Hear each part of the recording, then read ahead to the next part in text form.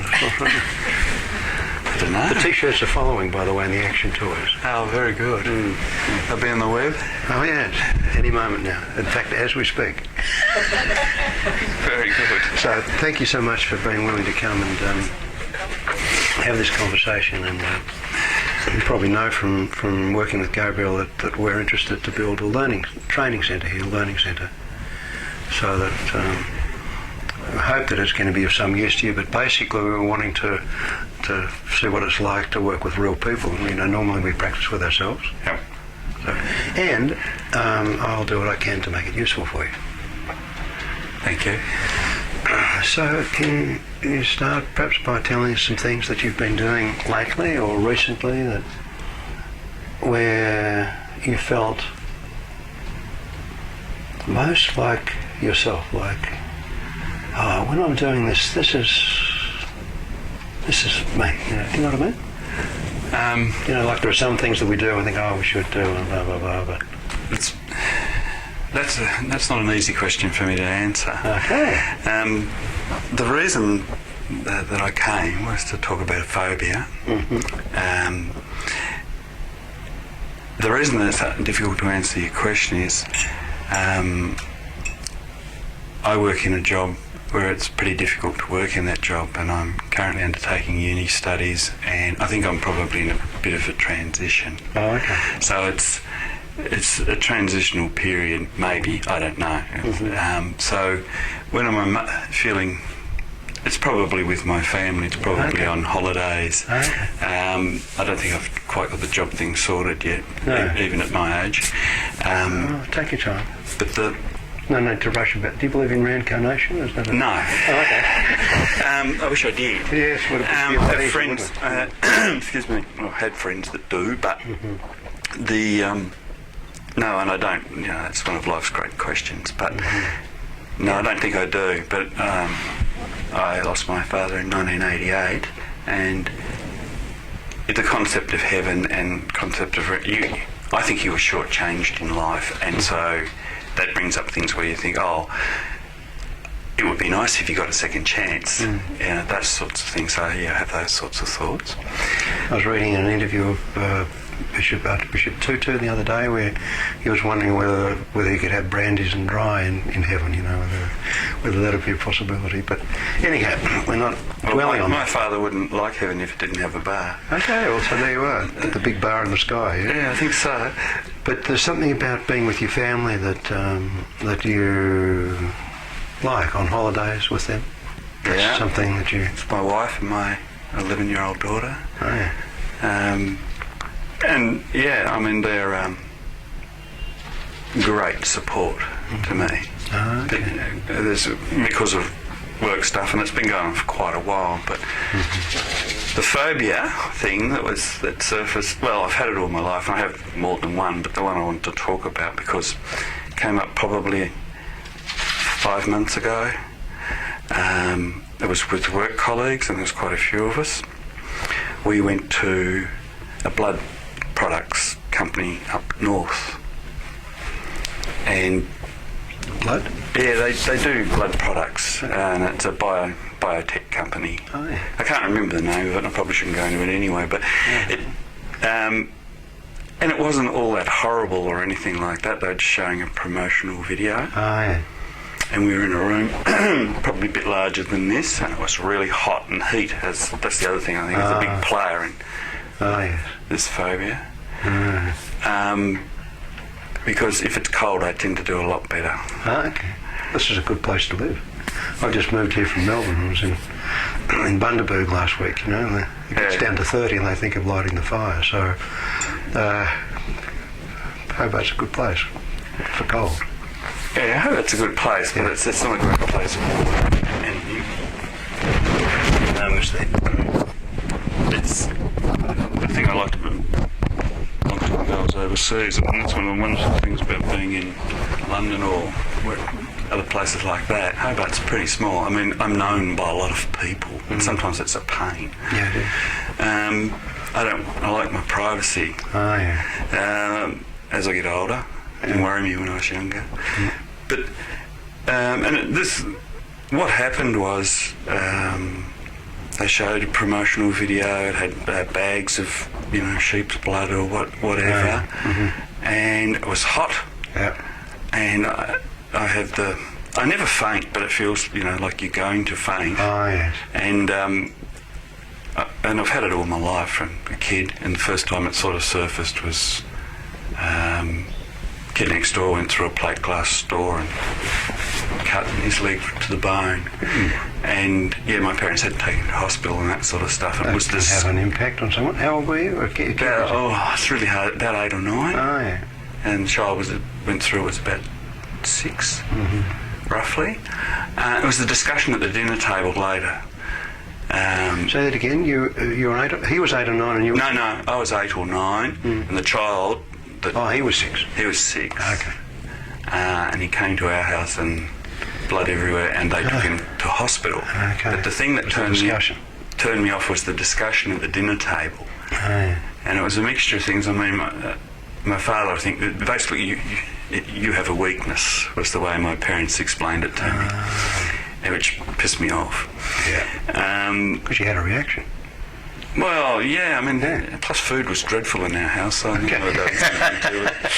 Yeah. My mother was a dreadful cook, still is. Another reason I love my wife, so.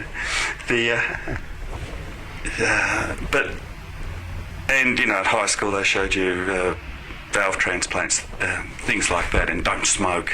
Then I was a smoker as a teenager, and all that sort of stuff, but always loathed it. But I've exposed myself to it through watching operations in particular I hated. So I've exposed myself by making myself watch these things on telly and, and a bit at a time and that sort of thing. Oh, yeah.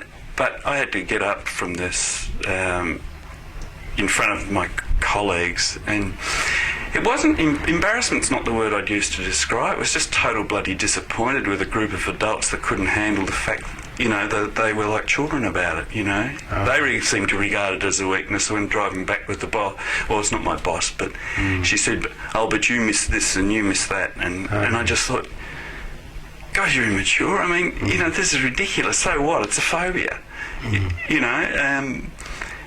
I had to leave the room. It took me, I was just so hot, and it was hot outside as well, plus I drank coffee, which didn't help. I mean, if I'd drunk some water, it would have been all right, I think. I was as white as a sheet. I've got low blood pressure anyway, and everyone said, you look very white, and I said, well, I've been through it all before. I said, I'll be right in a while. Oh, yeah. I went on the rest of the tour around the facility, but I told the guy, I said, I'm not looking at anything. Yeah. And it was all it was bag of blood, and when they cut... And the heat and the combination and the discussion afterwards too. Well, I got short with her and told her that, to move on. I said, if you want to make, and I was pretty firm with her because I just... Yeah, enough's enough, eh? Oh, well, it's like, you're this is a pretty intelligent woman I'm talking to, by the way, not a, she's... You hope for some maturity there. Well, she thinks I think she's an intellectual snob, but anyway,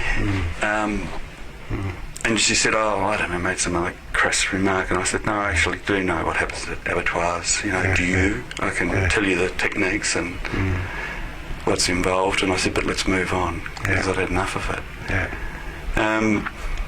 So that's really the main... So if we could do something about that would be useful to you? Yeah, I mean, it's... As you can see, it doesn't worry me greatly, but it's probably be handy to lose it at some point. Well, we've all got phobias. I mean, I can help you with this. You might be able to help with my phobia of rock climbing. I'm terrified of rock climbing. If I had to climb something more than about 2 metres, I can break out into a sweat. Yeah. And I don't need to rock climb, so it's like... So I'll take that one, maybe to deal with it the next lifetime. We'll go to the big psychotherapy school in the sky or something, but... There are some phobias that we have that just, okay, got that. But this one, does it limit you in some way? Is it just an intellectual limitation that you don't like to have, or does it impact on your I think I life, lost a bit of face, but it's the kind of thing, well, do you really care about losing face? I don't know. For me, I'm talking about myself. Yeah, that's what I'm saying. I don't know whether you do or and not. it's... I guess the The clever answer for me is this: you do it for yourself. You don't do it for other people. Okay. There's a few people in the room I don't really respect their view anyway. But I don't know. They didn't respond to it. I didn't really see their response. It was more that the lady I was travelling with to do this that annoyed me. When you talk about rock climbing, I wouldn't like it either. Nearly 2 years ago now, I've been to Paris, I don't know, 4 times, but I went to the top of the Eiffel Tower with my daughter. I've only ever been to the middle part rather, which doesn't worry me at all, but she'd been on the top worried me a lot, and again it was hot and there's a lot of people.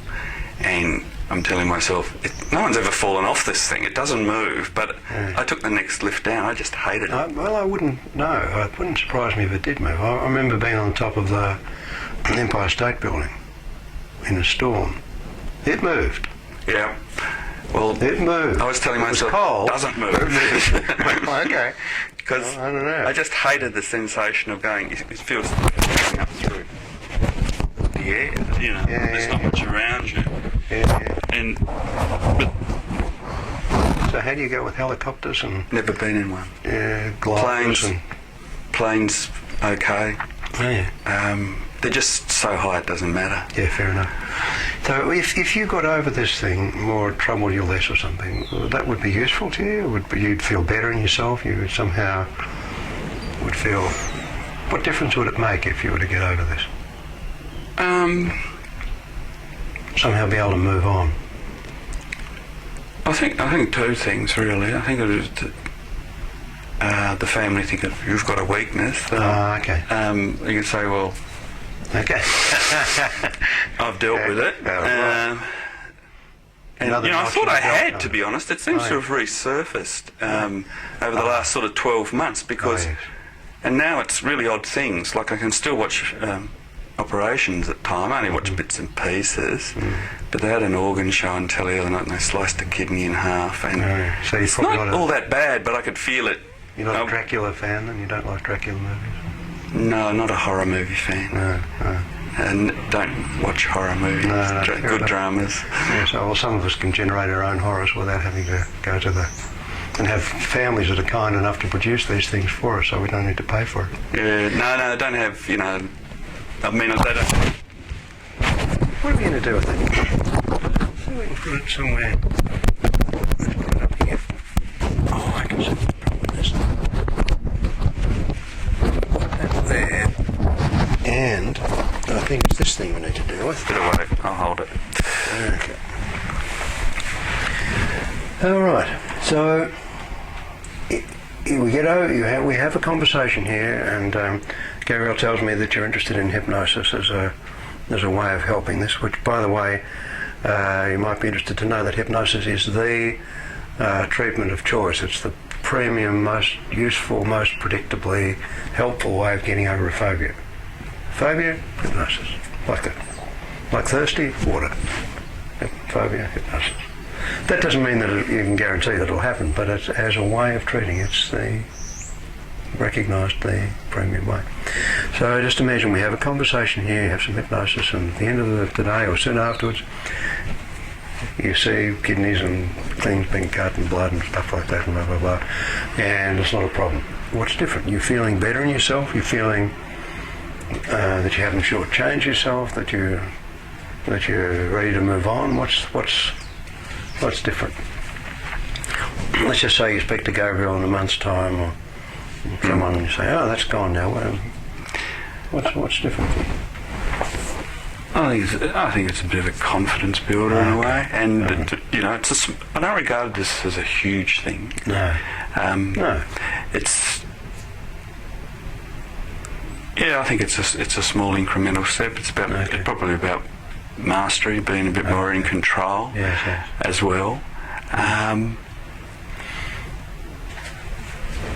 But it was, as I said, I thought I had actually dealt with it, but I haven't. I think there's something very interesting in what you say there, that sometimes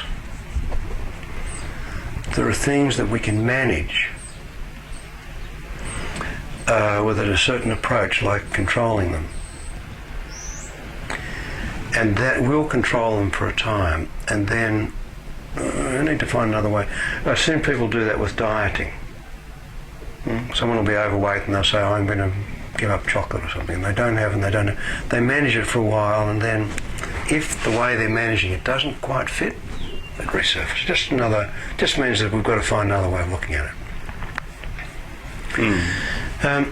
Before we go into hypnosis, could you just say a little more about, you said that when you're with your family, with your wife and your 11-year-old daughter, and you're on holidays, there's something about the way you get support from them that's really helpful to you. Is that the what you enjoy about that time mostly, or is there something else as well?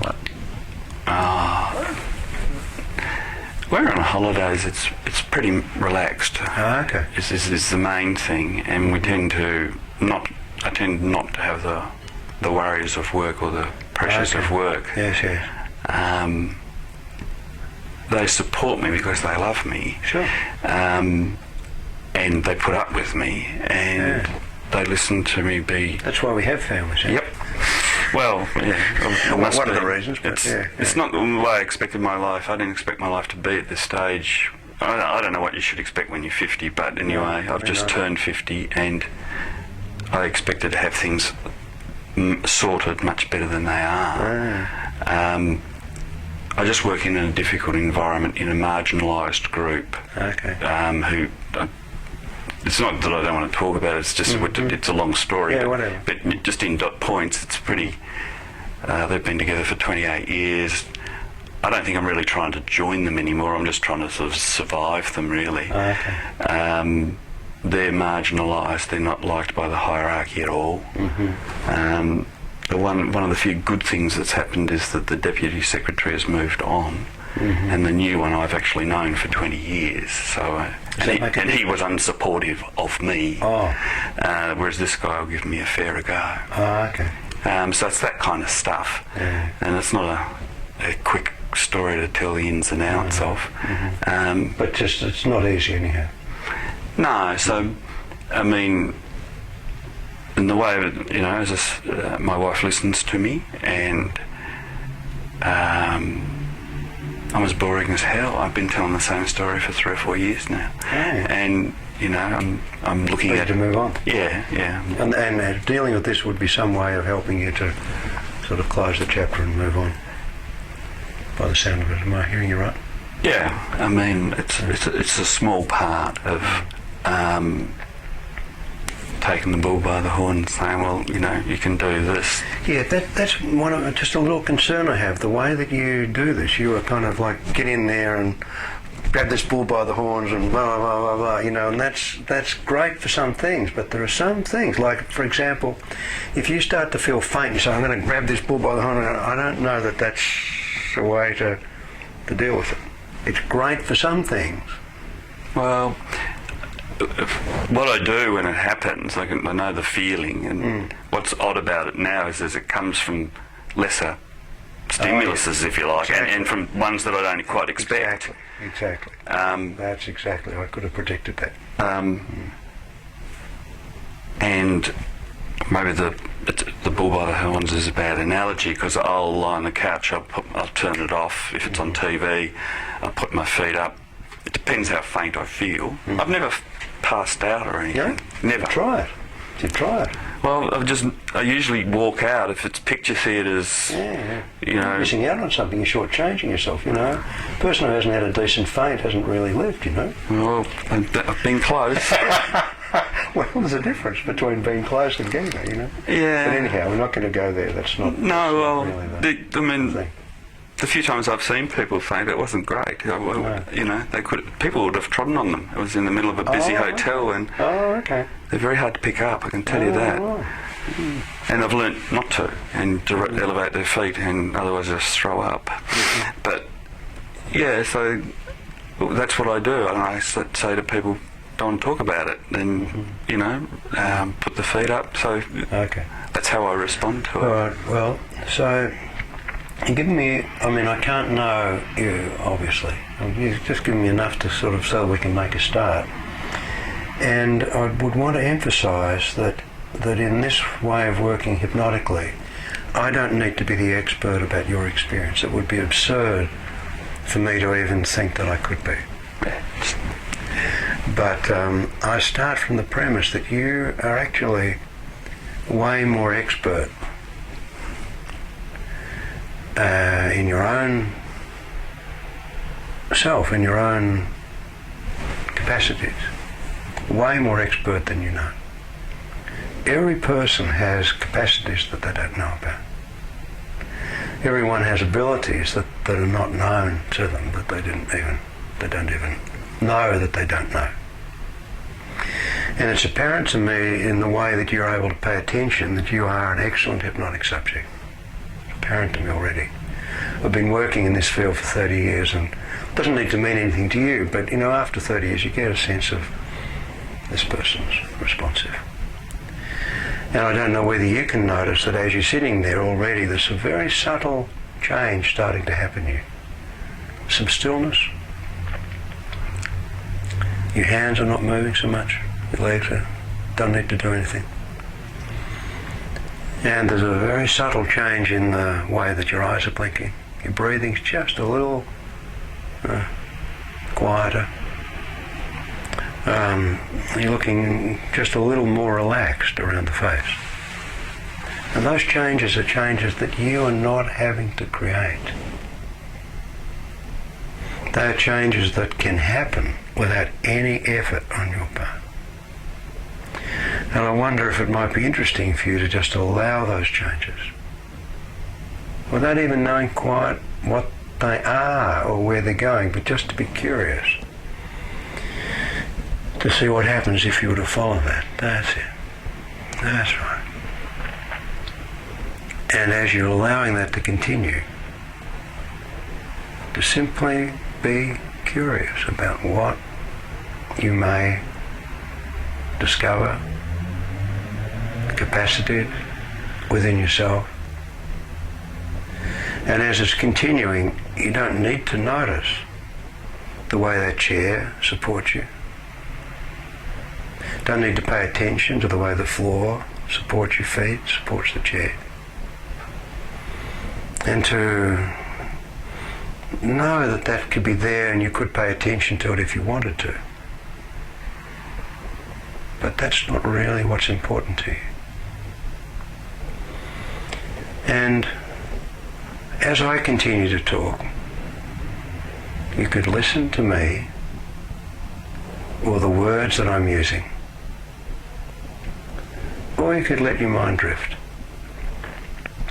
and perhaps go to some very pleasant holiday that you've been to recently or in the long distant past, or perhaps some place that you'd like to go to in the future. That's it, and just allowing that. And you don't need to pay attention to the way your body responds so beautifully to the experience that's useful for you, so that your eyelids, even though they haven't closed all the way down yet, you could feel the way that that's the way they're tending. And you could avoid it. It's easy for you to avoid letting your eyes close all the way down. That's right. And then as you continue to just play with that, knowing that any time you want to, you can open them, of course. I could remind you that when you first learned to write those letters of the alphabet, when you first learned to recognize the numbers, it wasn't necessarily easy. Different shapes, different sizes, different forms. Does the line go up here or down there or around there? And then learning how to put those letters together to make words. Learning how to put those words together to make sentences. Learning how to make sense of those sentences with the different senses of seeing. It takes a while for a k, a, t to develop fur and purr in a way that you can enjoy. Now all those things that you learned, those experiences that you had, and I'd like it And I think it would be useful for you if you could begin to notice the way you can feel more relaxed. Not by making any effort, not by any struggling way, but simply to notice that as you are in this experience, whatever is happening to you, that it's almost as if that feeling of relaxation just begins to sweep through you, just begins to seep into you. And you could just notice, if you're interested, the way that relaxation can just be anywhere that it is. And you can expect it to be one way. And actually it can be delightfully, surprisingly, differently relaxing.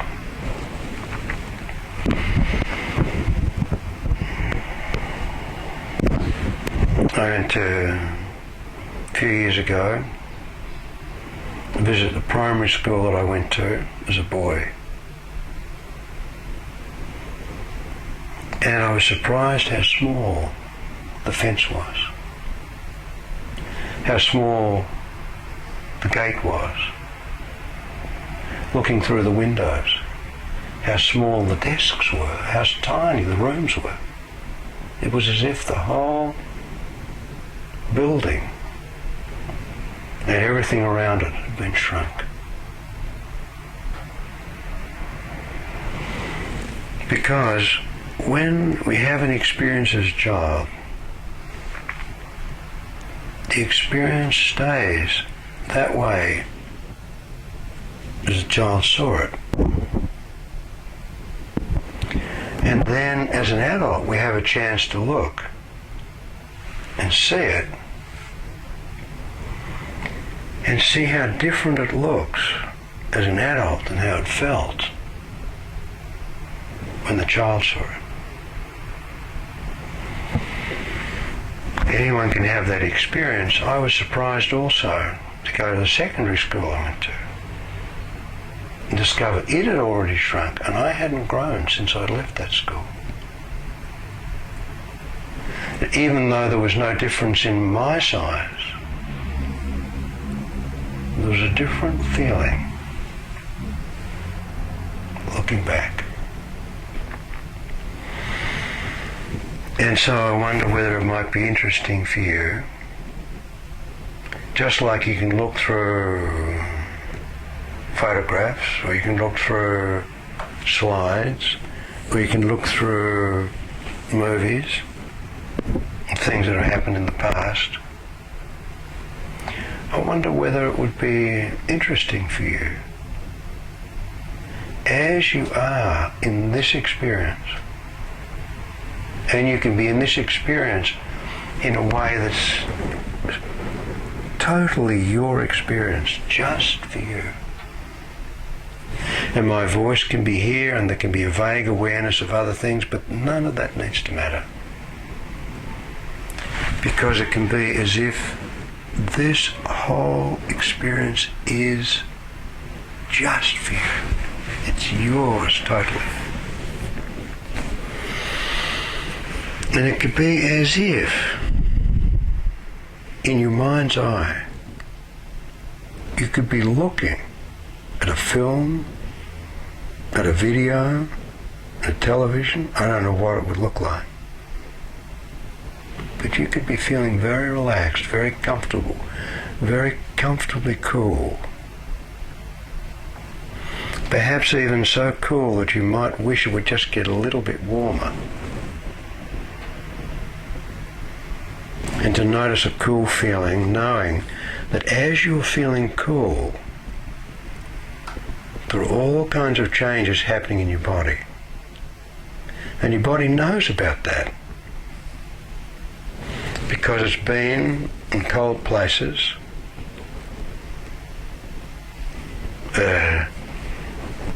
it's been in places maybe where there's snow or cold wind. I know one time when I was on top of Mount Wellington in the winter, Took me 3 or 4 hours to thaw out, even though I had a coat on at the time. And a cold feeling is an experience that any person can have had. And it might even be interesting for you to notice that as you're in this experience now and thinking about being cold, you can actually start to feel some coolness, although you mightn't necessarily be aware of that.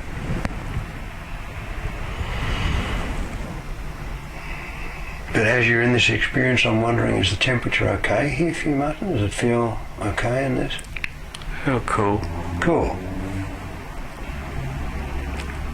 As your 11-year-old daughter might say, Kel. So, just allowing that coolness to be there. And coolness can be not only a temperature, but also an attitude. And the way you smiled at that comment of mine lets me know that you know about that attitude. Now, families can teach us a lot. Not all bad. And with that cool feeling, temperature and attitude, I wonder what it'd be like for you as a tourist, as a visitor, to that experience that happened all those years ago. That experience that happened 41 years ago, thereabouts. And you're just looking. That's cool. And somehow you can look and see that boy and see everything that happened to him. And somehow being able to see it from that cool perspective. See it for what it is. And accept it for what it is. And move on.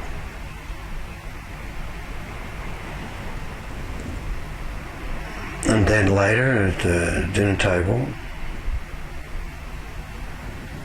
father might try and say you've got some kind of weakness. If someone was trying to tell your daughter that she had a weakness because she was being herself, what would you say to them? Foolish. Yeah. And what would it be like for you to be there? I don't know whether this sounds a ridiculous thing to say, but if you were there as you are now, knowing what you know now, and you were there at that dinner table with a 9-year-old boy sitting there and your father's there and he says blah, blah, blah, and you say, foolish. What does your father say? He'd be very angry. Yeah, and what would you say to that?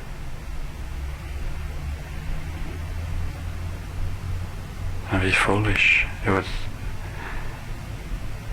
His anger would escalate. And what can you do so that you don't shortchange that 9-year-old boy?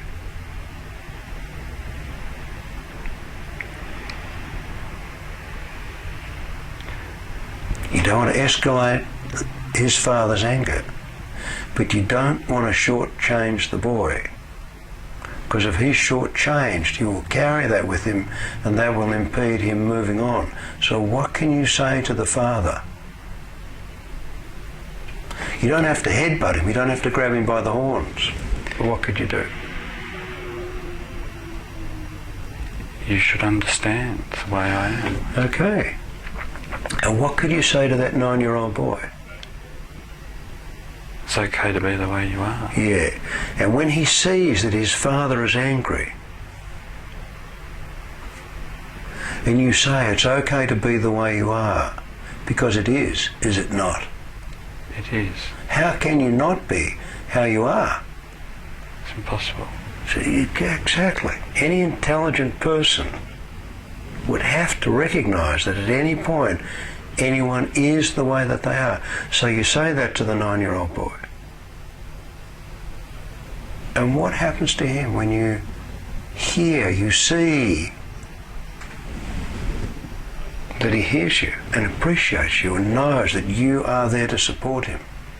How does that, what do you see? Yeah.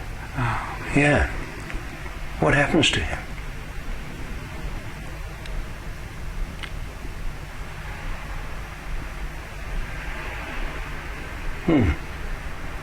Yeah. You can see it reflected in your face. Is that a relief? Can you not believe it? It's coming.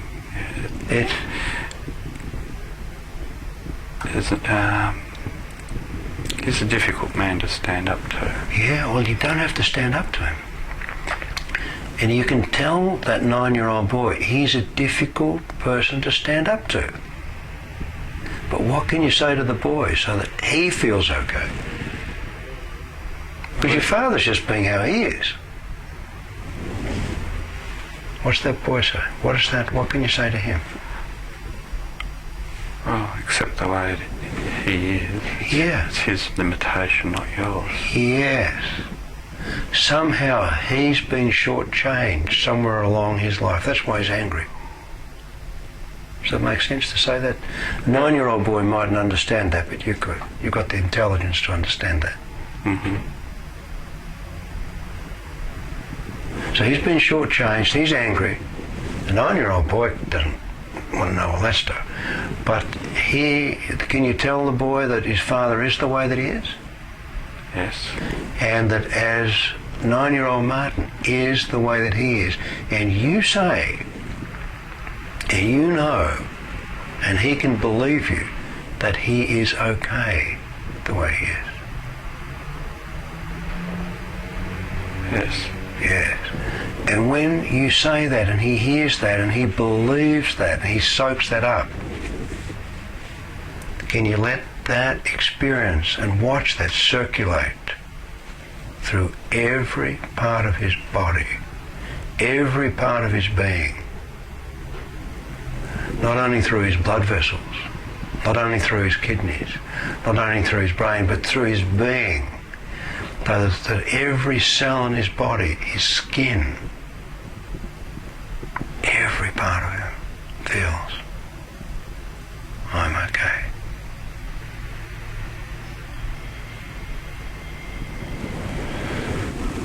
One of my teachers was very proud of the fact that he had red Indian blood in him, American Indian. And he said, when an Indian, brave,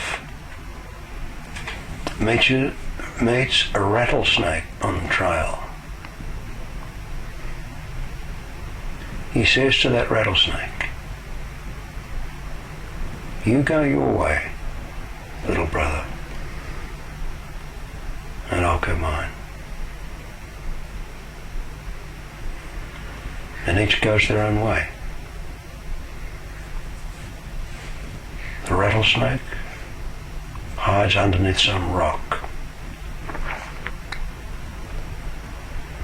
And the Indian brave goes back to his family.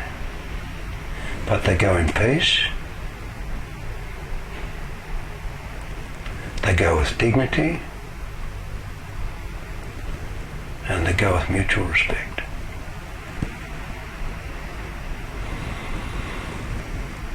And is that 9-year-old boy soaking that up? Yes. Yeah. Because that's going to make such a difference to him as he grows up. That people will say dumb things because they have been shortchanged and they don't know any better. Even people who should know better don't. But if that 9-year-old boy, as he grows up, and you could even be there, even though it doesn't make logical sense, you could be there somehow ready to remind him, whatever he's doing, he is fine. It's okay to be how he is.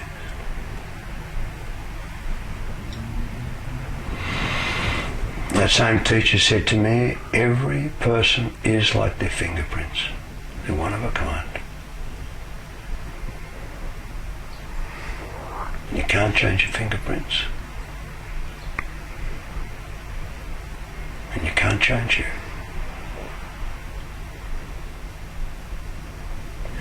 And so all that we need to do is to say to the world, this is me. This is who I am.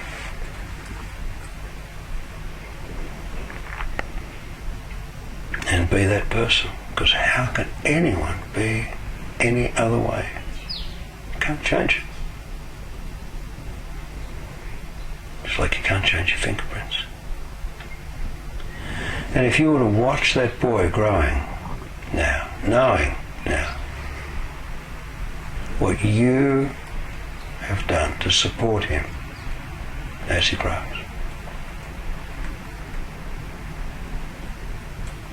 you can watch him grow through his teens, his 20s.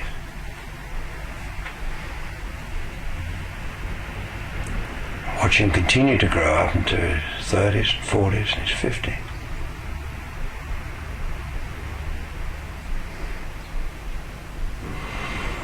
And as he goes through all those things, so many of them are unexpected.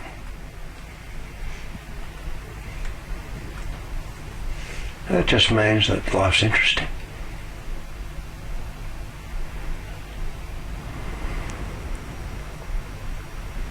If everything was predictable, it'd be as boring as hell.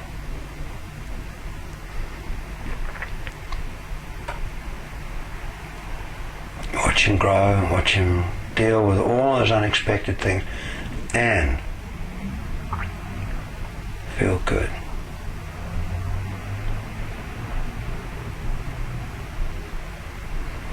And those ideas, as they become an experience for you, not just an idea, but you can actually feel them and know that you are being that way.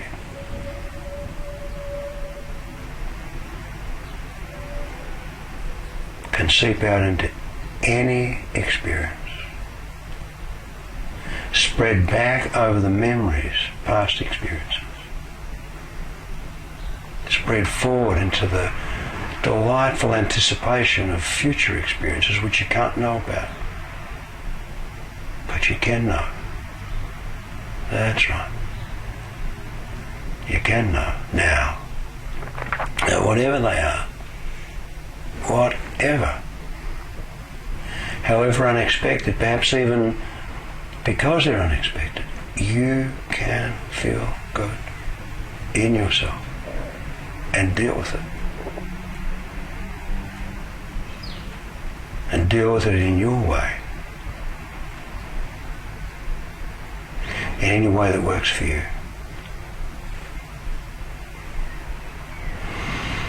And all those phobias, all those fears, all those doubts, all those issues with your father, they can be marginalised. They're trying to survive. But you can move on. You can leave so many of those things that you no longer need, that were important to you then,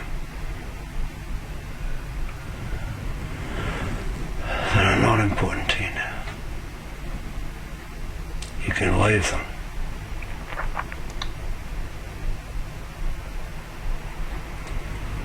Leave them in the past. That's where they belong.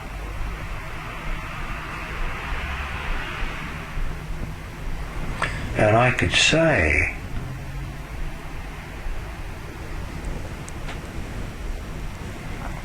that you've been trying not to have that experience that 9-year-old boy didn't want, You've been trying not to have that for all those years. And I can say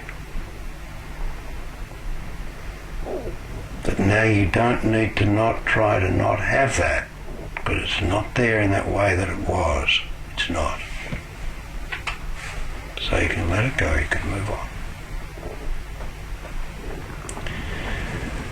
And the important part of this experience, Martin, is not in any way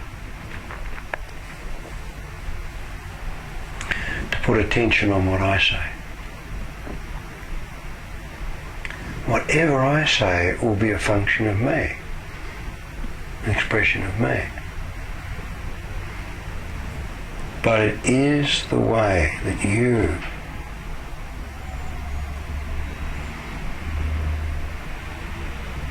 always known about this. In a tangential way, but now you can really know that you are you. And who you are is fine. And you have so much support for you from within yourself, more than you could deal with. If you could notice and be totally present to all the support that you have within you, I don't know. But knowing that, and really knowing it, you can take anything that I say and you can translate it.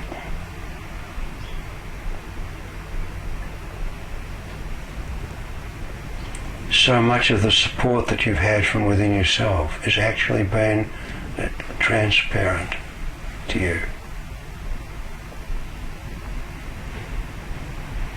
And there can be something about this experience that if you tried to explain it, wouldn't make sense.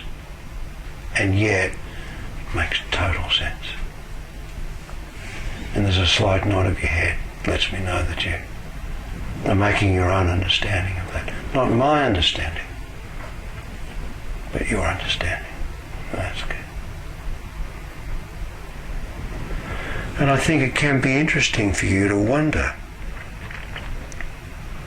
how things could be different for you after this experience of you getting to know you just that little bit more. How that can influence not only the concern that brought you here,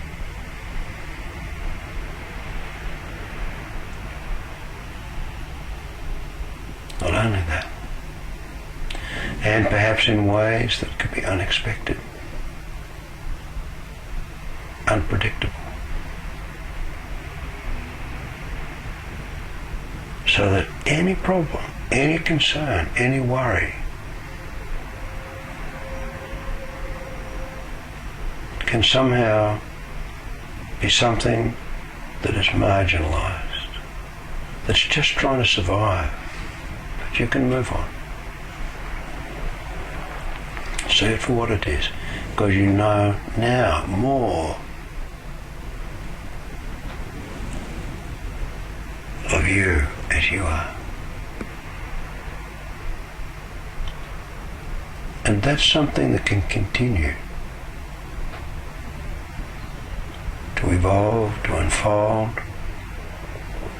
in a way that can be so supportive, not only for you,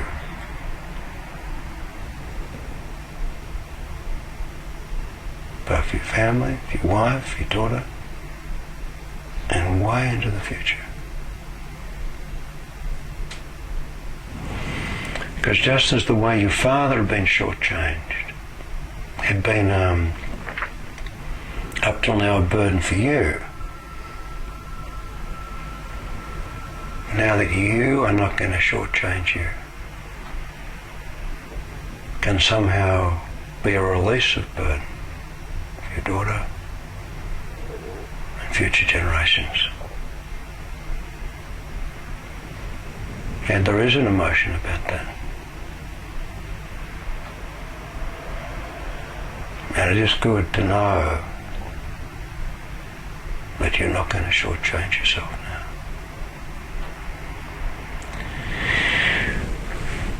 And I think it's important that I acknowledge that how much I appreciate your generosity, your willingness to trust me. You don't know me, with something so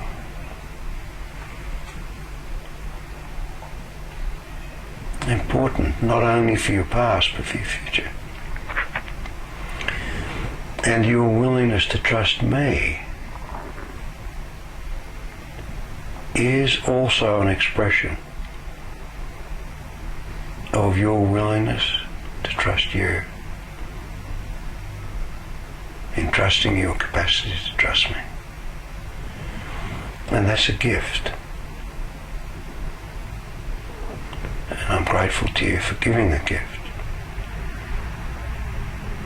And it's a pleasure for me to see you being willing to give yourself that gift. Because it is a gift. Now, I can tell from the way you're able to respond that you're an excellent hypnotic subject. My experience teaches me that. Lets me know that. But the important thing for you to know is the capacity that you have to make those connections within yourself in ways that are useful for you, helpful to you, and supportive for you. So that time of transition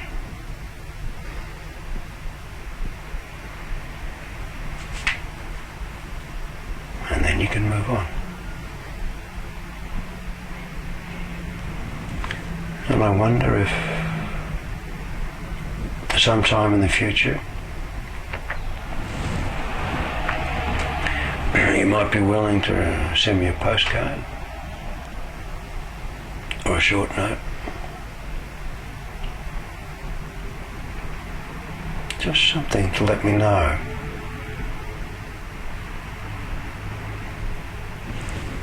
I really appreciate that. I don't need that because the important thing is that you know. But it would be a pleasure for me to read something like that.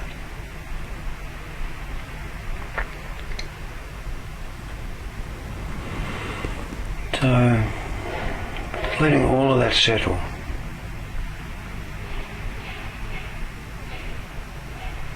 Because there's actually a lot.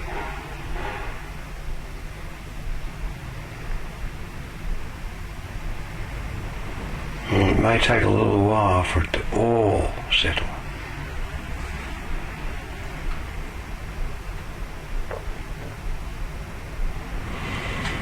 You don't need to let it all settle just yet to know that it will.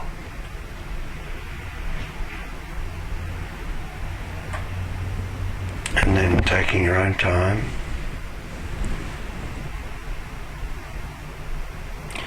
to find in your way, not in a way that I think or that someone else thinks, but your way, to begin to give more attention to some of the externals.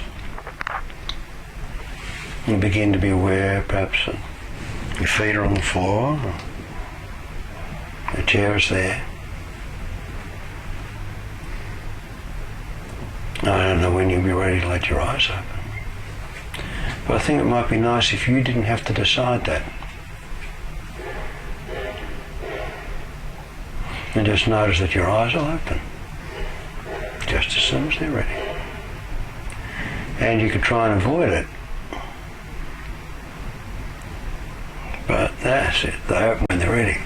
And what do you notice, Martin, about yourself as you're sitting there? do you notice is different? Oh, calmer. My neck's a bit stiffer. Well, you know, no pain, no gain. You know about that. So there's some things that are worth going through. Oh, you it's feel not- calmer? And the stiffness is temporary. Yeah, no, Yeah. I must have been holding it for Yeah, just yeah. realised it. Yeah. Your face looks softer than when you started. Yeah, definitely calmer. There's bits of it that are hurdles because you're back there. Sure. And it takes a while to... Yeah. Indeed. Make that adjustment. It's a transition. Have you got something planned for the rest of the morning? I've got work. I just think it would be nice if you could just somehow sit with yourself somewhere quiet and let the... Was that too much of a luxury? It is today, Well, unfortunately. it doesn't matter. You can be reading a book. No matter where you are, you can put a bookmark in it and come back to it. So there might be some time later today. Yeah. No, I You can... and revisit that from time to time. Do you have any questions you want to ask me? No. As long as you don't ask me to try and explain something, I'm not very good at that. No, I don't. Okay. Well, I am very glad to have met you. Likewise. I'm touched by your flexibility and your willingness to learn. It's touching. Met a lot of people in business who they're kind of like, you know, they get on with the kind of bottom line stuff and forget that there are people involved. And you're obviously in touch with that. So, glad to have met you. Thanks very much. Thank you.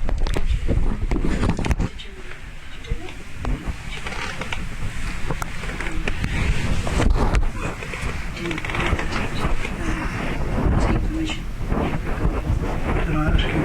I think is it okay if we make a video recording of this? And use it for teaching purposes.